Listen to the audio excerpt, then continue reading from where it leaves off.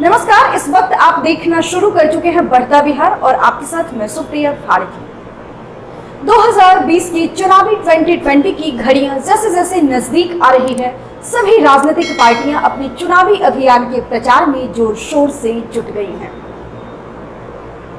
2020 के चुनावी 2020 के समर में एक बार फिर नेतागण उन्हीं मुद्दों के साथ खड़े होंगे जिन मुद्दों को लेकर लगभग 15 वर्ष पहले नीतीश कुमार चुनाव लड़कर मुख्यमंत्री बने थे। दुर्भाग्यवश आज भी वो तमाम मुद्दे विभिन्न राजनीतिक दलों की चुनावी रोटियां सेंकने का आधार बनी हुई हैं। आपको बता दें कि गरीबी, रोजगार, शिक्षा जैसे आज भी वो तमाम मुद्दे बिहार में उतने ही प्रबल हैं जितना कि 15 वर्ष पहले था। बाढ़, जल जमाव से निपटने में आज भी 15 साल की नीतीश सरकार विफल नजर आ रही है। स्वास्थ्य व्यवस्था और नए इंडस्ट्रीज की बात करना तो लगभग बेमानी सी लगती है। हालांकि इन 15 वर्षों में कुछ ऐसे भी मुद्दे रहे जिस पर बिहार सरकार नीतीश कुमार ने अच्छा काम किया है, लेकिन क्या सिर्फ उन गिने चुने क्षेत्र जैसे सड़क और बिजली में सुधार लाकर लोगों के जीवन में बदलाव लाया जा सकता है? आप खुद सोचिए, क्या आपके जीवन में बदलाव आया है जिसकी कभी सीएम नीतीश कुमार मुख्यमंत्री पद की शपथ लेते वक्त कल्पना की थी? बेहतर होगा कि सीएम नीतीश इस सवाल का जवाब अपने 15 वर्षों के कार्यकाल की उपलब्धियों को बिहार की जनता और अपोजिशन की पार्टियों को बताने की बजाय खुद से यह सवाल करें और अपनी अंतरात्मा से पूछें कि क्या वे 15 साल में बिहार और यहाँ की जनता के लिए बस इतना ही करने की क्षमता रखते थे। इंजीनियरिंग के स्टूडेंट रहे सीएम नीतीश अगर सोचें तो उन्हें यह एहसास जरूर होगा कि जब पूरी दुनिया टेक्नोलॉजी शिफ्ट के साथ आगे बढ़ रही थी, तब भी बिहार रोजगार और शिक्षा के क्षेत्र में सबसे फिसड्डी साबित हो रहा था। बहरहाल आज हम आपको इस वीडियो के माध्यम से बिहार में होने वाले विधानसभा चुनाव 2020 के कुछ विशेष पहलुओं पर आपका ध्यान आकर्षित करना चाहेंगे। आज से ठीक 15 साल पहले नीतीश कुमार ने लालू यादव के 15 साल के शासनकाल पर सवाल खड़े कर मुख्यमंत्री बने थे। वक्त का तकाजा देखिए, आज 2020 में राजद सुप्रीमो लालू प्रसाद यादव के छोटे बेटे तेजस्वी यादव नीतीश कुमार के 15 साल के शासनकाल को चुनौती दे रहे हैं। चच्चा कहकर नीतीश कुमार की टांग खींचते रहने वाले तेजस्वी यादव ने जो अपने लिए रास्ता बनाया है, उस रास्ते की मंजिल उतनी ही कठिन है जितना पिछले दिनों अन्य राज्यों से वापस पैदल आए बिहार के मजदूरों के लिए था।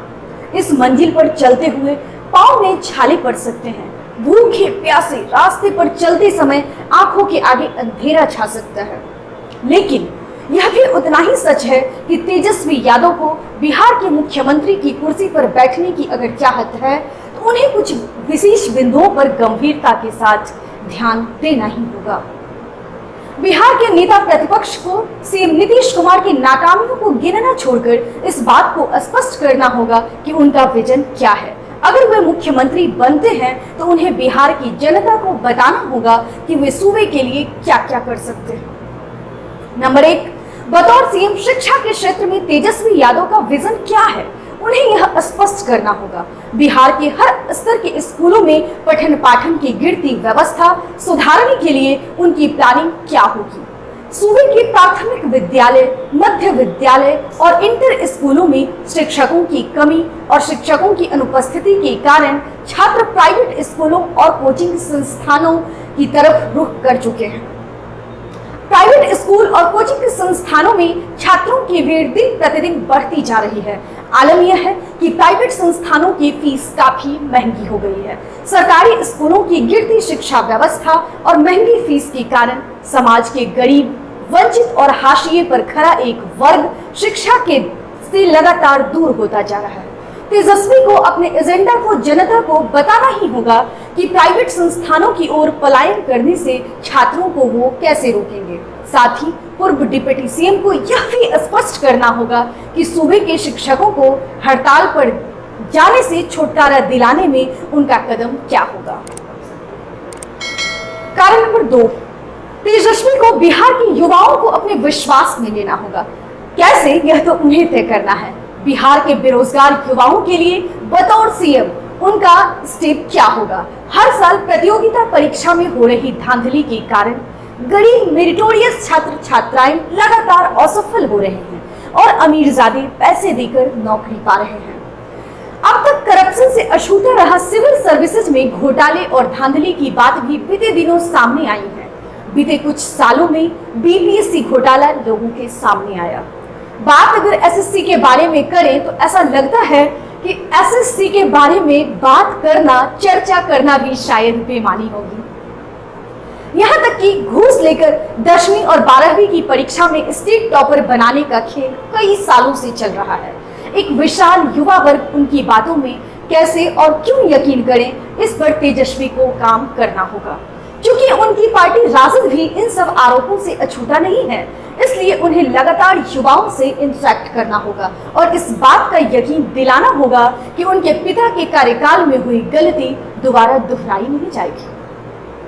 कारण 3, बिहार की लचर स्वास्थ्य व्यवस्था को मजबूत बनाने के लिए, महंगे इलाज से लोगों को निजात दिलाने के लिए और प्राइवेट हॉस्पिटल के महंगे फीस को कंट्रोल करने के लिए बतौर सीएम तेजस्वी का स्टेप क्या होगा। इलाज के लिए सभी वर्गों के लोगों के लिए प्राइवेट संस्थान उपलब्ध कराने के लिए अपने विजन को तेजस्वी को जनता को बताना चाहिए। विश्वव्यापी महामारी कोरोना वायरस के घातक प्रकोप के बीच हमने देखा कि कैसे बिहारी मजदूर देश के भिन्न भिन्न हिस्सों से अपने प्रदेश में वापस लौटे हैं। कुछ तो अपनी मिट्टी पर पहुंचने से पहले ही अपना दम तोड़ दिया। ऐसे में हमेशा लोगों के जहन में एक सवाल रहा था, जो इस कोरोना वायरस के चलते हुए लॉकडाउन में एक बार फिर ताजा हो गया, कि आखिरकार हमारे यहाँ से मजदूरों का पलायन कब थमेगा, कब वे दूसरे राज्यों की बजाय बिहार में रहकर 2 जून की रोटियां कमाने में सक्षम हो सकेंगे। कोरोना वायरस से जुड़े इस लॉकडाउन में मजदूरों की बदहाली से एक बार फिर सरकार कटघरे में खड़ी हो गई। खुद तेजस्वी भी सरकार के लचर रवैये पर जमकर आलोचना की और कहा कि बिहार में कल कारखानों और फैक्ट्रियों की स्थापित करने में नीतीश कुमार 15 वर्षों में लगातार असफल रही, या यूं कह ले कि उन्होंने जरूरी नहीं समझा, इस पर काम करने के लिए ध्यान नहीं दिया। यही कारण है कि मजदूर अन्य राज्यों में जाने को विवश है। तेजस्वी का यह सवाल खुद उनके पिता को भी कटघरे में खड़ा करता है। बहरहाल तेजस्वी बतौर नेता प्रतिपक्ष बिहार की सक्रिय राजनीति का हिस्सा है और सीएम बनने की ख्वाहिश पाल बैठे हैं। ऐसे में उन्हें जनता को चुनाव से पहले यह स्पष्ट करना ही होगा कि बिहार के मजदूरों का अन्य राज्यों में पलायन रोकने के लिए उनकी प्लानिंग बतौर मुख्यमंत्री क्या होगी। शायद इस युवा नेता को इससे बेहतरीन मौका आगे मिले न मिले, इसलिए उन्हें बिहार के लोगों के बेहतर जीवन के लिए, बिहार के युवाओं के बेहतर शिक्षा के लिए और रोजगार के लिए, अच्छे स्वास्थ्य व्यवस्था के लिए एक बेहतर रणनीति के साथ जनता के समक्ष जाना होगा। यहाँ हम आपको यह भी बताना चाहेंगे कि नेता प्रतिपक्ष तेजस्वी को जनता के बीच सिर्फ जाने से काम नहीं चलेगा, क्योंकि उनके पिता का पुराना रिकॉर्ड भी सही नहीं है, बल्कि जनता के बीच जाकर उन्हें बिहार के विकास की रणनीति को भी अच्छे से समझाना होगा। युवा तेजस्वी के लिए साथ ही साथ इस साल होने वाला बिहार विधानसभा चुनाव एक बेहतरीन समय है अपने पिता लालू प्रसाद यादव पर लगे उन तमाम लांछन को मिटाने के लिए। शायद तेजस्वी चुनाव जीत भी जाएं और उनकी सरकार भी बन जाए, लेकिन उसके बाद उन्हें दिन रात एक करके बिहार की बेहतरी के लिए काम करना होगा, ताकि जनता उनके पिता के 15 वर्षों के शासनकाल के बुरे दौर को भूल जाए और एक बार फिर बिहार में तेजस्वी और लालू की जय जयकार होने लगे। इस रिपोर्ट में फिलहाल के लिए बस इतना ही। बाकी खबरों के लिए आप देखते रहिए हमारे चैनल बढ़ता बिहार को। अगर आपको हमारा ये वीडियो पसंद आए तो उसे लाइक करें, हमारे चैनल को सब्सक्राइब करें, वीडियो में कमेंट करें, अपने विचारों को बताएं, साथ ही साथ हमारे वीडियो को जितना हो सकता है शेयर करें। धन्यवाद।